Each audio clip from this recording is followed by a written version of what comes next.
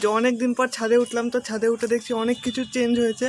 তো মা অনেক গাছ যেটা আমাদের ওই খাঁচার মধ্যে ছিল, সকল্ড খাঁচা, ওর বাইরে বের করেছে। দাঁড়াও তোমাদেরও দেখাচ্ছি, ওয়েট। সে মাধবীলতা গাছ, এটা আমাদের নিচে ছিল কলপাড়ে, ওটা মা উপরে নিয়ে এসছে। আর এইদিকে হচ্ছে মা দেখলাম আবার নতুন হলুদ কালারের বোগেনভিলিয়া গাছ নিয়ে এসছে। এদিকে কমলা বোগেনভিলিয়া গাছ, এটা তো ছিলই, মানে যেগুলো হনুমান খায় না সেই সমস্ত গাছগুলো মা বাইরে নিয়ে এসছে।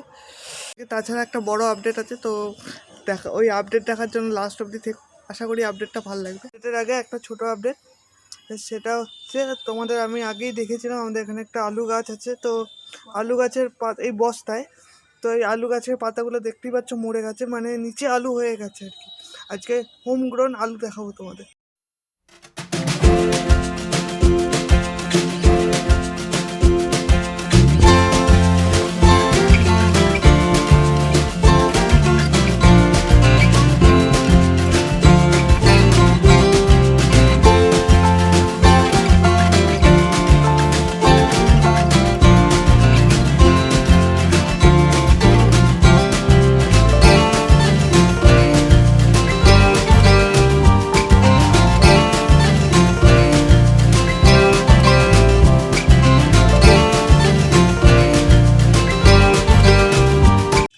দেখলাই যে আলু গাছ আমরা বের করে নিয়েছি। এবার আলু গাছের জায়গায় আমরা এখন কুমড়ো বীজ, মানে কুমড়োর বীজ এখন পুঁতবো, দেখি কটা কুমড়ো গাছ বেরোয়।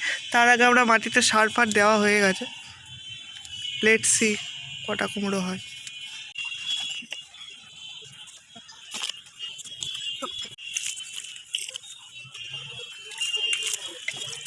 এই যে আমার আজকে একটা আলু বেরালো, তোমার কেমন লাগছে?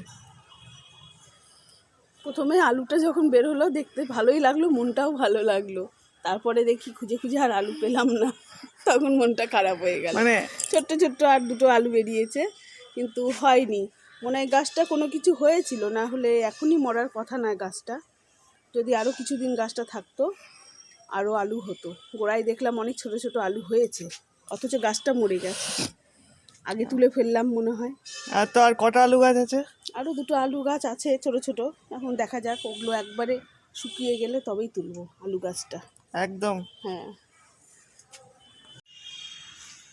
এই বালতিতেই সেই দুটো ছোট ছোট আলু গাছ, দেখি কবে বড় হয় আর আলু দেয়।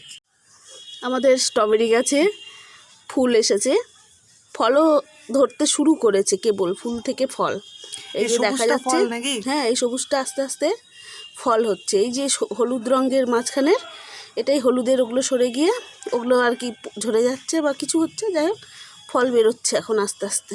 আর আরেকটা স্ট্রবেরি গাছ, আরেকটা গাছেও কুড়ি এসছে, অনেকগুলো কুড়ি বেরোচ্ছে কেবল। এই যে কুড়ি বেরোচ্ছে, অনেকগুলো বেরিয়েছে কুড়ি। তো ক মাসের মধ্যে ফল হবে তাও? এখনও সময় লাগবে, আমি তো আগে কোনো দিন করিনি।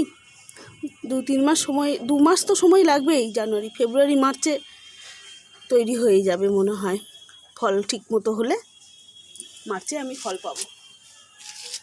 ফল বেরোনো স্টার্ট হয়ে গেছে, তাই জন্য আমরা আজকে স্ট্রবেরি গাছের আশেপাশে মালচিং করছি। মালচিং বলতে এটা মাটির সঙ্গে ঠেকে যাচ্ছে, তো খুব একটা বড় হয়ে বেরিয়ে আসেনি। টবটা যেহেতু, গামলাটা যেহেতু চওড়া, এটা এর ভিতরেই থেকে যাবে মনে হয়। তাই মাটির সঙ্গে থাকলে, সংস্পর্শে আসলে এই ফলগুলো নষ্ট হয়ে যেতে পারে। তাই মালচিং করে দিই একটু, মানে বিচুলি যাকে বলছে বা খড় যারা বলে, সেইগুলো তলে পেতে দেবো, যাতে মাটির সংস্পর্শে এগুলো না হয়।